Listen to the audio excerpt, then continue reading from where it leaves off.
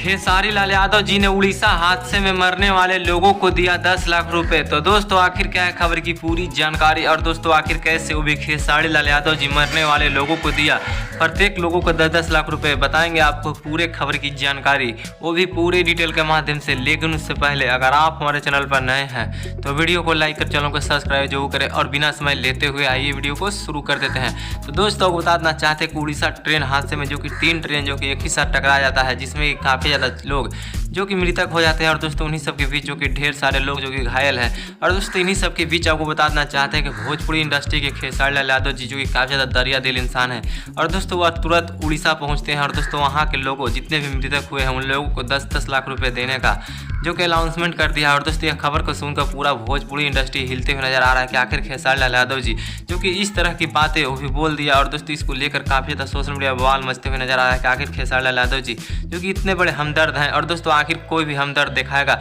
और दोस्तों इस तरह से अचानक से 3 ट्रेन एक साथ टकराना कहीं ना कहीं जो कि इंडिया में पहली बार हुआ है। और दोस्तों इस तरह का भयानक एक्सीडेंट को देखते हुए खेसारी लाल यादव जी का भी दिल पिघल गया, और दोस्तों उन्होंने 10-10 लाख रुपये देने का अनाउंसमेंट कर दिया है।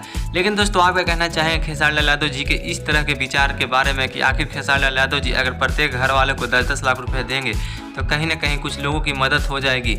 लेकिन दोस्तों आपको जो लगता है आप अपनी राय कमेंट बॉक्स में जरूर बताइएगा दोस्तों खेसारी लाल यादव जी को लेकर दोस्तों।